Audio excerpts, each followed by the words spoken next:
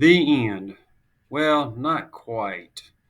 Hello, my name is Chef Todd Jackson, and this is my final project for CE 600.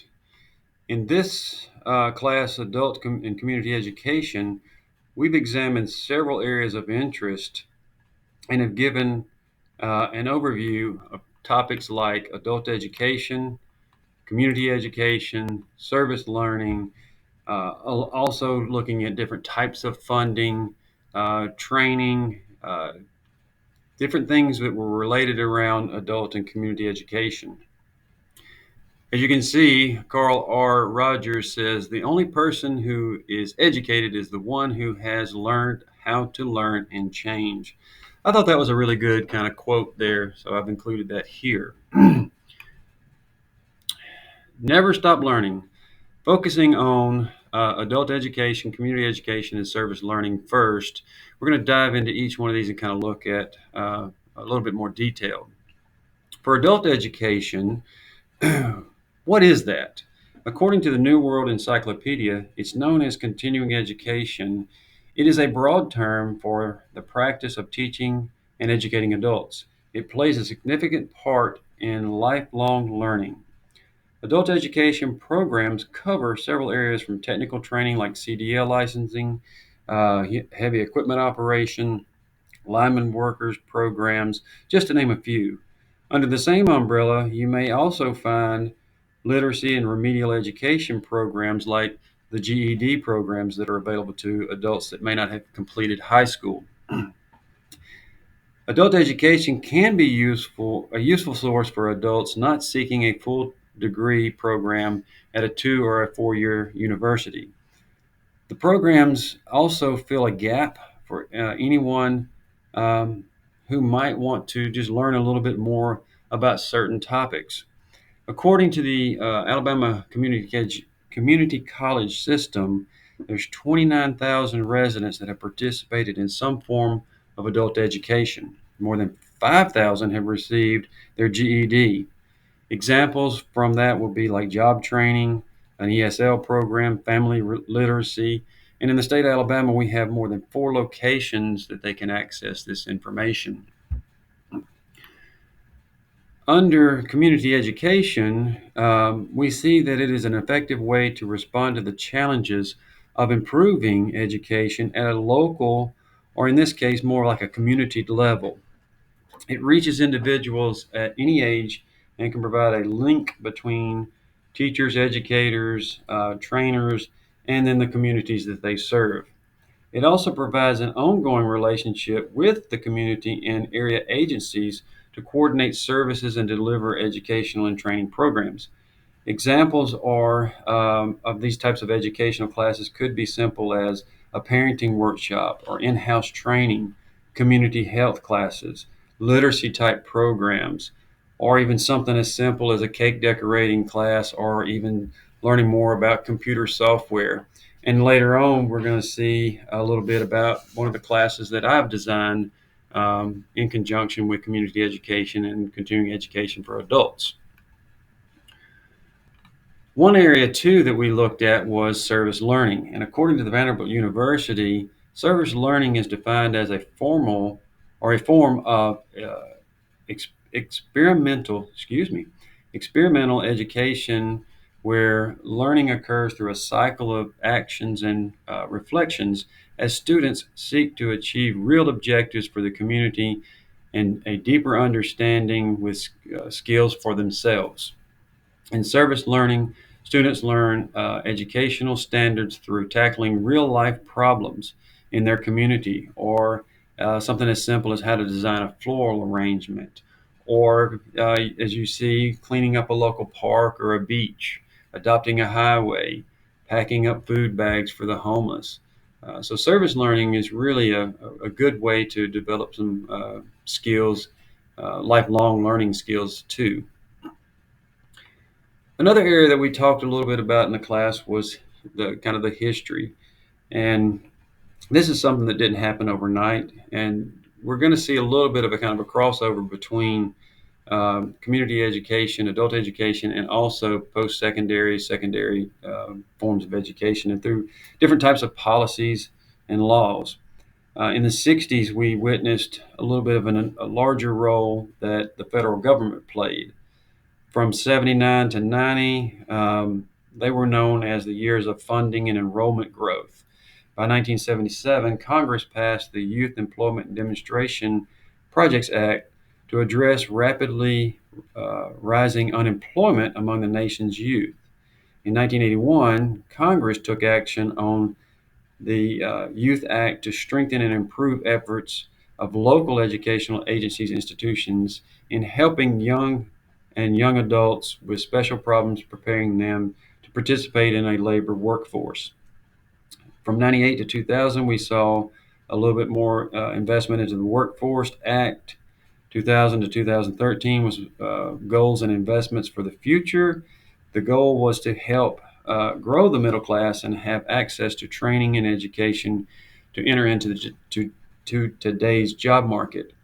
And kind of crossing over a little bit on the professional side too, we have continuing education hours through the Carl D. Perkins Act. And these are just a few examples of what we're kind of referring to. Apprenticeships and training also relate to a little bit of the history of where we were to where we are today. The future of adult education and career tech will continue to be in the mainstream for several years. Since we've pushed so hard over the last 10, 15, 20 years about seeking your accounting degree, your lawyers, attorneys, stuff in the medical field, some of the career tech areas have kind of got neglected a little bit.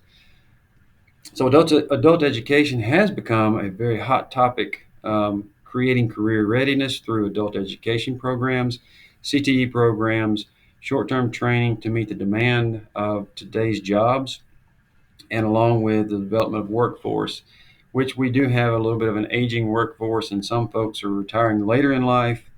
But we can still make an impact on the future working and career readiness adults by also mentoring to them. One area too that has become interest to me and seems to be kind of like a new direction is dual enrollment between uh, post-secondary and also secondary schools. So the future does seem bright in a sense. And you can see other related facts here, like emerging technology is going to help kind of push us that way. Um, Dual enrollment, non-traditional classes, career readiness, all kind of getting ready to kind of push into the next global market in education. So what I designed was very simple, and it's designed to kind of take two formats. One, uh, being over into the professional side and or a community type class, and it really it's going to be about knife skills. It's going to be about fruit carving, and I've completed and done some of these in the past, and they've been very successful. So a professional could come in looking for continuing education hours, and we can set it up in a series of 2 or 3 weeks, 3 4 hours each class. The time change or time offered, we could do it January, February, March. So it can be rolled around through anything with some of the stuff that they may be doing in their professional career too. For the community, we would scale it back just a little bit to where it's easier to obtain, and the outcome is really going to be what they produce in the end, and just learning some of the simple cuts. So there's two examples of items that we would actually produce in a particular class. Excuse me. Funding some of this, as we know, everything with cost continue to kind of go up, and depending on um, what you're trying to achieve, the good news about that is with adult education, there are options. And a lot of the options could be that some programs, for example, like a GED program, might be at no cost to the participant. But if that's an issue or problem, here's a long list of different grants that are available that you would have to actually look into each one more individually to see what the requirements are. But grant funding could be an easy way to do this. Um, Other examples that we might see is through professional organizations like the American Culinary Federation that we belong to. They also have small scholarships available to traditional and non-traditional classes alike. The Hotel and Lodging Association also has some scholarships available for continuing education hours. When we look at non-credit scholarships that students can receive, they can apply through different organizations. Um, Different corporations are actually now a little bit more involved in it. Educators obviously are looking at this, and one source is Perkins. It was interesting that I located and found where companies like Walmart and Dollar General are offering grants for literacy. So that was kind of interesting. Some other interesting facts that I found, which on one hand is not too surprising, but we have more than 2,000 federally funded adult education programs operating across the U.S., which are achieving a 72% success rate. So that kind of tells me that we're kind of on the right curve. We still need to kind of work on that a little bit more and find out what we can do for the ones that are not so successful. Another fact that I found was, adults with higher literacy levels are more likely to participate in educational programs than those with lower. And it's also estimated there's 43 million American adults who could benefit from some type of adult education, community education. And then I also found Jeff Rich said, if you think education is expensive, try ignorance. I thought that was a good little point to make. Now, kind of moving into predicting the outcomes, and I kind of focus this a little bit more on, my fruit carving class. I think the easiest thing to say is that the professionals that are needing the continuing education information, they will find this to be very successful for them, so they can take some of the information back uh, to their job and put it into play. Or a home cook, it's more like a fun class, but they can still gain knife skills. They can still kind of do things to kind of help them along the way in doing some of their items. So I think their predicted outcome is going to be strong. Now, will they use all of this? Not as much in the home, but more so for the professional. um, One thing we have seen too with this is traditional classrooms are becoming more obsolete, and we need to remain a little bit more flexible and offering more online type programs. So this could be something that could be turned into an online offering. So with that, I think giving them the skills they need, showing them the method that I've called KIS, which is keep it simple, should help them meet the needs that they are looking for. And I think expanding it out into other topics could also be a positive.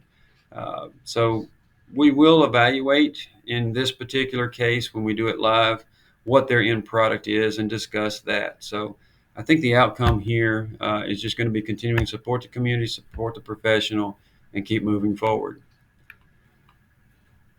Now, in closing, we have covered a lot. We've learned some really good information about adult education, community education, the offerings that are available. We've got a lot of good information from our ACCS system here in Alabama. We've talked about and discussed different ways and forms of funding these items. Um, so I think with that being said, the support's there. I think that we are going to continue to kind of move forward. And lastly, this is the end. It is official.